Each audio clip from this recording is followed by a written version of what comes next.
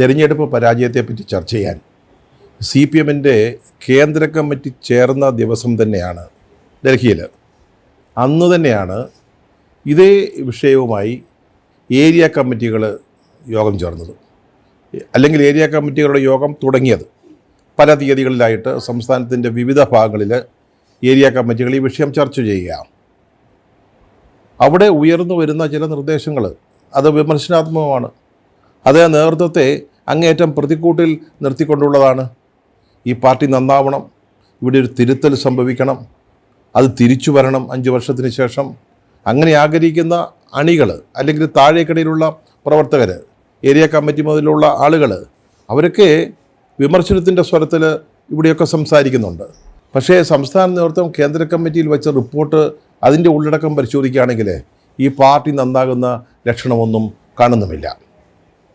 Area കമ്മിറ്റികൾ തെരഞ്ഞെടുപ്പ് പരാജയം ചർച്ച ചെയ്ത് തുടങ്ങുന്നതിന് മുമ്പായിട്ട് തന്നെ സംസ്ഥാന കമ്മിറ്റി ഒരു മാർഗനിർദ്ദേശം 34 പോയിൻറ്റുകൾ അടങ്ങുന്ന ഒരു നിർദ്ദേശം ഏരിയ കമ്മിറ്റികൾക്ക് നൽകിയിരുന്നു. നമ്മൾ ഇന്നലെ അതാണ് വിഷയമാക്കിയത്.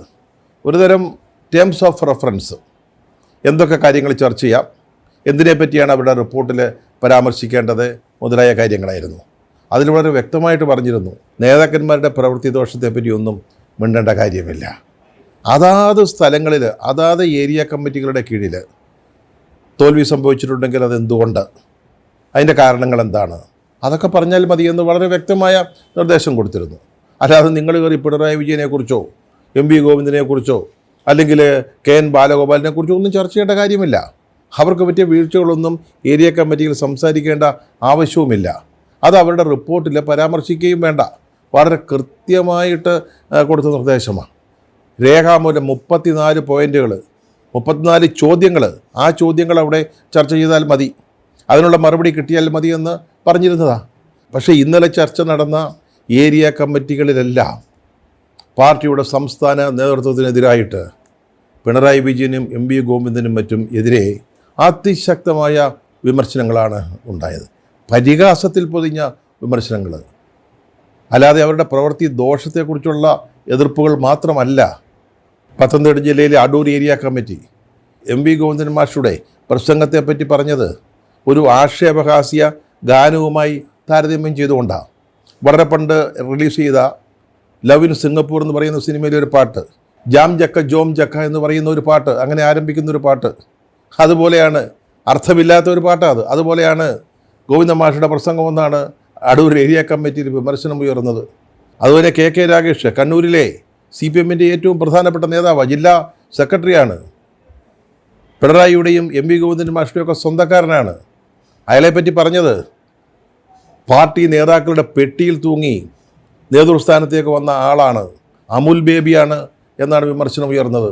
തൃക്കരിപ്പൂരിലെ തൊട്ടടുത്ത ജില്ലയായ കാസർഗോഡ് ജില്ലയിലെ തൃക്കരിപ്പൂരിൽ പാർട്ടിയുടെ ഒരു വലിയ ശക്തി കേന്ദ്രമായിരുന്നു. അവിടെ നമ്മുടെ സന്ദീപ് വാര്യരാണ് ജയിച്ചത്. പണ്ട് BJPയിലുണ്ടായിരുന്ന സന്ദീപ് വാര്യർ UDFൻ്റെ കോൺഗ്രസിൻ്റെ സ്ഥാനാർത്ഥിയായിട്ട് ഈ പാർട്ടിയുടെ ഏറ്റവും വലിയ ശക്തി ദുർഗങ്ങളിലൊന്നിൽ ജയിച്ചു വന്നു. അതിൻ്റെ കാരണമായിട്ട് അവർ പറഞ്ഞത് ഈ കണ്ണൂരിലുണ്ടായ പ്രശ്നങ്ങളെക്കുറിച്ചാണ്. അപ്പോൾ തൃക്കരിപ്പൂരിൽ KK രാഗേഷിനെതിരായിട്ട് ഈ വക വിമർശനങ്ങളാണ് ഉയർന്നത്. തൃക്കരിപ്പൂരിലെ ചർച്ചയുടെ മറ്റൊരു പ്രധാനപ്പെട്ട വശം, അവർ തൊട്ടടുത്ത ജില്ലയായ കണ്ണൂരിലെ ജില്ലാ കമ്മിറ്റിയെ അതിശക്തമായിട്ട് വിമർശിച്ചു എന്നുള്ളതാണ്. അതായത് കണ്ണൂരിലെ പാർട്ടിക്ക്, അവിടുത്തെ ജില്ലാ കമ്മിറ്റിക്ക് സംസ്ഥാന കമ്മിറ്റിയിലുള്ള സ്വാധീനം, അല്ലെങ്കിൽ ഈ സംസ്ഥാനത്തെ മൊത്തം പാർട്ടിയിലുള്ള സ്വാധീനം നമുക്കെല്ലാവർക്കും അറിയാവുന്നതാണ്. അവിടെ നിന്നാണ് നേതാക്കൾ ഉണ്ടാകുന്നത്, പാർട്ടി സെക്രട്ടറിമാരുണ്ടാകുന്ന അവിടെ നിന്നാണ്, പാർട്ടി പോളിറ്റ് ബ്യൂറോ അംഗങ്ങൾ അവിടെ നിന്നാണ്, അല്ലെങ്കിൽ സെക്രട്ടേറിയറ്റിലെ ഭൂരിപക്ഷം അംഗങ്ങൾ കണ്ണൂരിൽ നിന്നാണ് വരുന്നത്. മന്ത്രിസഭ ഉണ്ടാക്കിയാൽ ഭൂരിപക്ഷം അംഗങ്ങൾ അവിടെ നിന്ന് വരുന്നു. അപ്പോൾ കണ്ണൂരാണ് കേരളത്തിലെ പാർട്ടിയെ തന്നെ നയിക്കുന്ന ഒരു ഘടകം. ആ ഘടകത്തിന് വലിയ തോൽവി സംഭവിച്ചിരിക്കുന്നു. അതിൻ്റെ അനുരണനങ്ങൾ അല്ലെങ്കിൽ പ്രതിഫലനങ്ങൾ തൊട്ടടുത്ത ജില്ലയായ കാസർഗോഡ് ഉണ്ടായി എന്നാണ് ഈ തൃക്കരിപ്പൂരിലെ ഏരിയ കമ്മിറ്റി യോഗത്തിൽ ചർച്ച ഉയർന്നത്. നമുക്കറിയാം CPMൽ കണ്ണൂരിനുള്ള പ്രാധാന്യം, അവിടുത്തെ നേതാക്കൾ തമ്മിലുള്ള പടരപ്പിടക്കങ്ങൾ, P ജയരാജനെ ഒതുക്കാൻ വേണ്ടി മറ്റുള്ളവർ ശ്രമിക്കുമ്പോൾ, പിണറായിയുടെ നേതൃത്വത്തിലുള്ള മറുവിഭാഗം ശ്രമിക്കുമ്പോൾ, അല്ലെങ്കിൽ ശൈലജ ടീച്ചർ ജയിച്ച് വീണ്ടും നിയമസഭയിൽ വരരുത് എന്ന ഉദ്ദേശത്തോടു കൂടി അവർക്കിട്ട് കൊടുക്കുന്ന പണികൾ, ഇതെല്ലാം സംസ്ഥാന തലത്തിൽ തന്നെ പാർട്ടിയെ പ്രതിരോധത്തിലാക്കുന്ന കാര്യങ്ങളാണ്.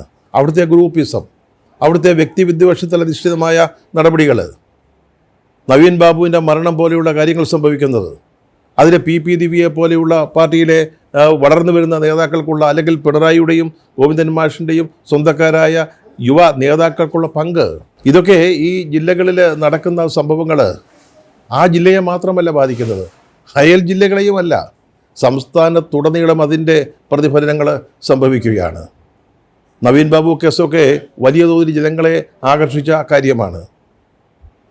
ജനങ്ങളെ പാർട്ടിക്കെതിരായിട്ട് തിരിച്ച വിഷയങ്ങളാണ്. അതാണ് തൃക്കരിപ്പൂർ ഏരിയ കമ്മിറ്റിയിൽ ഉയർന്ന ഒരാവശ്യം. അത് കണ്ണൂർ കമ്മിറ്റി പിരിച്ചുവിടണം, അല്ലെങ്കിൽ ഈ പാർട്ടി നന്നാവില്ല, ആദ്യത്തെ ശുദ്ധീകരണം അവിടെ ആരംഭിക്കട്ടെ എന്നാണ് പറഞ്ഞത്. ഈ ഏരിയ കമ്മിറ്റികളിലൊക്കെ സംഭവിച്ചത് എന്താണ്? സംസ്ഥാന കമ്മിറ്റി കൊടുത്ത നിർദ്ദേശം അവർ പുല്ലുവിലേക്കാനെടുത്തത്. 34 ഇനങ്ങളടങ്ങിയ ചോദ്യങ്ങൾ അവർ കൊട്ടയിലിട്ടിട്ട് അവർക്ക് പറയാനുള്ളത് പറയുകയാണ് ചെയ്തത്. ഇതുവരെ ഈ സംവിധാനത്തിൽ പാർട്ടിക്കെതിരെയോ അല്ലെങ്കിൽ സർക്കാരിനെതിരെയോ ശബ്ദമുയർത്താൻ ആർക്കും അവസരമുണ്ടായിരുന്നില്ല, ആർക്കും ധൈര്യമുണ്ടായിരുന്നില്ല, ആരും അതിന് മുതിർന്നിരുന്നില്ല. സാധാരണ പ്രവർത്തകരുടെ അല്ലെങ്കിൽ താഴെ തട്ടിലുള്ള നേതാക്കളുടെ നാവ് വന്ധ്യം ധരിച്ചിരിക്കുകയായിരുന്നു.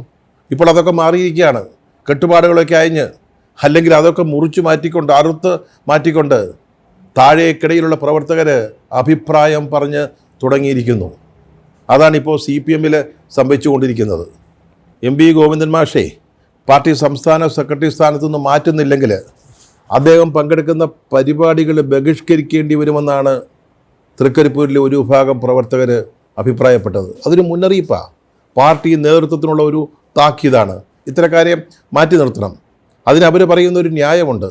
അതായത് കണ്ണൂരിലെ 2 പ്രമുഖ മണ്ഡലങ്ങളിൽ, തളിപ്പറമ്പിലും പയ്യന്നൂരിലും, എങ്ങനെയാണ് വിമത സ്ഥാനാർത്ഥികൾ ജയിച്ചത്?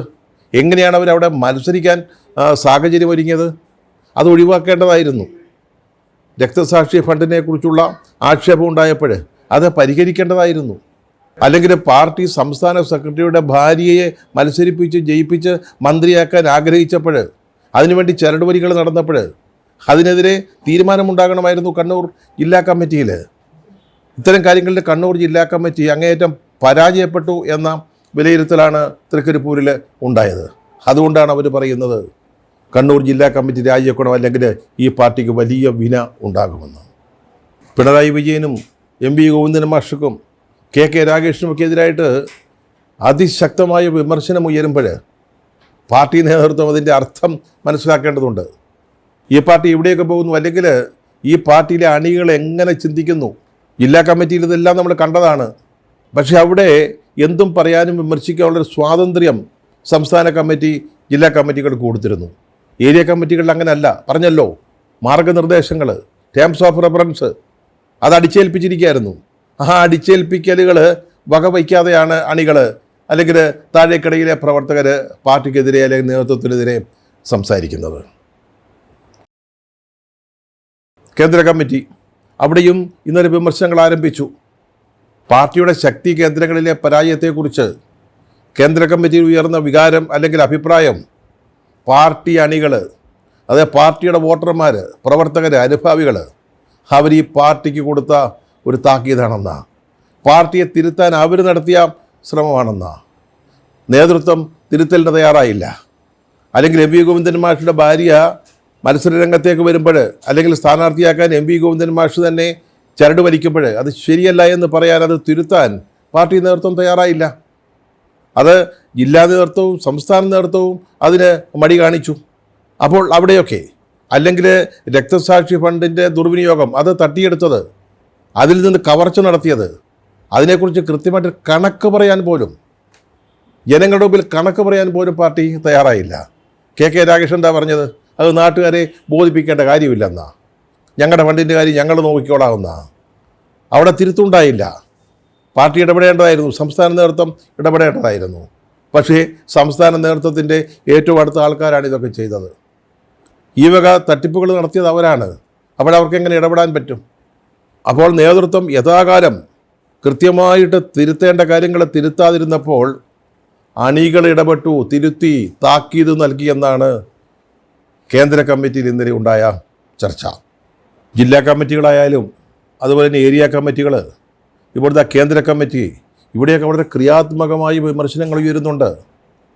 തിരുത്തൽ വേണ്ട കാര്യങ്ങൾ അവർ ചൂണ്ടിക്കാണിക്കുന്നുണ്ട്. സംസ്ഥാന സെക്രട്ടറി ആ സ്ഥാനത്തു നിന്ന് മാറണം എന്ന് പറയുന്നുണ്ട്. പിണറായി വിജയനെപ്പോലെ തോറ്റ ഒരാൾ ഇനി പ്രതിപക്ഷ നേതൃസ്ഥാനത്തേക്ക് വരരുത് എന്ന് പറയുന്നുണ്ട്. അദ്ദേഹത്തെ ഒഴിവാക്കണമെന്ന് ആവശ്യപ്പെടുന്നുണ്ട്. ഇതെല്ലാം പാർട്ടിയെ മെച്ചപ്പെടുത്താൻ വേണ്ടി, അല്ലെങ്കിൽ തിരുത്തലുകൾ ഉണ്ടാക്കാൻ വേണ്ടി, പറഞ്ഞല്ലോ, ഒരു തിരിച്ചുവരവിനുള്ള അന്തരീക്ഷം സൃഷ്ടിക്കാൻ വേണ്ടി പറയുന്ന നിർദ്ദേശങ്ങളാണ്. പക്ഷേ അതൊന്നും ശ്രദ്ധിക്കപ്പെടുന്നില്ലെങ്കിലോ? അവിടെ ഉണർന്ന് പ്രവർത്തിക്കേണ്ടത്, അവസരത്തിനൊത്ത് ഉയരേണ്ടത് പോളിറ്റ് ബ്യൂറോ ആണ്. പക്ഷേ പോളിറ്റ് ബ്യൂറോയുടെ ഭാഗത്തുനിന്ന് നമ്മളതല്ല കാണുന്നത്. അവരെന്താ ചെയ്തത്? പ്രതിപക്ഷ നേതൃസ്ഥാനത്തേക്ക് പിണറായി വരരുതെന്ന്, പക്ഷേ അദ്ദേഹം മാറി നിൽക്കണമെന്ന് ജില്ലാ കമ്മിറ്റികളിൽ, ഏതാണ്ട് എല്ലാ ജില്ലാ കമ്മിറ്റികളിലും ആവശ്യം ഉയർന്നപ്പോൾ പോളിറ്റ് ബ്യൂറോ വോട്ടിനിട്ട് തീരുമാനിച്ചു പിണറായിയെ പ്രതിപക്ഷ നേതാവാക്കാൻ. 3 വോട്ടിൻ്റെ ഭൂരിപക്ഷത്തിന്. നാണം കെട്ട അവസ്ഥ. അതാണ് പോളിറ്റ് ബ്യൂറോ. പോളിറ്റ് ബ്യൂറോ ആണ്, കേന്ദ്ര കമ്മിറ്റിയാണ്. അഖിലേന്ത്യാ ജനറൽ സെക്രട്ടറി നമ്മുടെ MA ബേബി സഖാവാ. കേരളത്തിലെ കാര്യങ്ങളെല്ലാം നന്നായിട്ട് അറിയാവുന്ന ആളാണ്. എല്ലാം വിരൽത്തുമ്പുകളിലുള്ള ഒരു വ്യക്തിയാണ്, നേതാവാണ്. എന്തുകൊണ്ടാണ് കേരളത്തിൽ CPM അല്ലെങ്കിൽ LDF തോറ്റെന്ന് നന്നായിട്ട് അറിയാവുന്ന നേതാവ്. പക്ഷേ അദ്ദേഹത്തിന് ധൈര്യമില്ല. ആദ്യം അവൈലബിൾ പോളിറ്റ് ബ്യൂറോ നിർദ്ദേശിച്ചതാണ് പിണറായി വിജയൻ പ്രതിപക്ഷ നേതൃസ്ഥാനത്തേക്ക് വരരുതെന്ന്. അതിനെ മറികടക്കാനാണ് ബേബി സഖാവ് ഈ ഓൺലൈൻ വോട്ടെടുപ്പ് നടത്തിയത് പോളിറ്റ് ബ്യൂറോ അംഗങ്ങൾക്കിടയിൽ. മനസ്സിലായില്ലേ? അപ്പോൾ പാർട്ടി ജനറൽ സെക്രട്ടറിയിൽ നിന്ന് എന്ത് നന്മ പ്രതീക്ഷിക്കാനാണ് ഈ പാർട്ടി? അതുപോലെ തന്നെ സംസ്ഥാന കമ്മിറ്റിയാണല്ലോ ഏറ്റവും അധികാരപ്പെട്ട ഒരു സ്ഥാനം കേരളത്തിലുള്ളത്. അങ്ങനെയാണല്ലോ പാർട്ടിയുടെ ഭരണഘടന. പക്ഷേ ഇപ്പോഴും സംസ്ഥാന കമ്മിറ്റി കേന്ദ്ര കമ്മിറ്റിയിൽ വെച്ചിരിക്കുന്ന റിപ്പോർട്ട് ഭരണവിരുദ്ധ വികാരം LDFിൻ്റെ പരാജയത്തിന് കാരണമായിട്ടില്ലെന്നാണ്. പിന്നെ എന്താ കാരണം? ഭരണവിരുദ്ധ വികാരവും നേതാക്കളുടെ ധാർഷ്ട്യവും ധിക്കാരവും അഹങ്കാരവും ധൂർത്തുമല്ലെങ്കിൽ പിന്നെ എന്താണ്? 99 സീറ്റുമായിട്ട് 5 കൊല്ലം മുമ്പ് അധികാരത്തിൽ വന്ന ഒരു മുന്നണിയാണ്, പാർട്ടിയാണ്. ഇന്നിപ്പോൾ 35 അംഗങ്ങളായിട്ട് ചുരുങ്ങിയത്. നല്ല വിശേഷപ്പെട്ട ഭരണം കാഴ്ചവെച്ചതുകൊണ്ടാണോ? ഭരണവിരുദ്ധ വികാരമില്ലെന്ന് പറയുമ്പോൾ നമ്മൾ മനസ്സിലാക്കേണ്ടതാണല്ലോ. നല്ല 1-ാം ക്ലാസ് തനി തങ്കമായിരുന്നു ഭരണമെന്നല്ലേ നമ്മൾ കണക്കാക്കേണ്ടത്, മനസ്സിലാക്കേണ്ടത് ആയിരുന്നോ? പിന്നെ എന്തുകൊണ്ടാണ് ഈ തോൽവി സംഭവിച്ചത്? ഇപ്പോഴും സംസ്ഥാന കമ്മിറ്റി, സംസ്ഥാന നേതൃത്വം ഇതിൽ കടന്ന് കറങ്ങുകയാണ്. ഭരണവിരുദ്ധ വികാരമില്ല. പിന്നെന്താണ് പരാജയത്തിന് കാരണമായത്? സ്വയം വിമർശനാത്മകമായിട്ട് തെറ്റു മനസ്സിലാക്കാനും അത് സമ്മതിക്കാനും അത് തിരുത്താനുമുള്ള ഒരു മനസ്സ് ഈ സംസ്ഥാന നേതൃത്വത്തിനില്ല. അതുകൊണ്ട് കേന്ദ്ര കമ്മിറ്റിയോ ഏരിയ കമ്മിറ്റികളോ ജില്ലാ കമ്മിറ്റികളോ ഇനി താഴോട്ട് ലോക്കൽ കമ്മിറ്റികളോ ബ്രാഞ്ചോ ഒന്നും ഇക്കാര്യം ചർച്ച ചെയ്യുകയോ യഥാർത്ഥ കാരണങ്ങൾ കണ്ടെത്തിയിട്ടോ കാരണമുണ്ടെന്ന് തോന്നുന്നില്ല. മാറേണ്ടത് തലപ്പത്താണ്, നേതൃത്വത്തിലാണ്. അതിനവർ തയ്യാറാകുന്നില്ലെങ്കിൽ പിന്നെ ഈ പാർട്ടിയുടെ അവസ്ഥ എന്താകുമെന്നുള്ളത് നമുക്ക് കണ്ടു മനസ്സിലാക്കണം.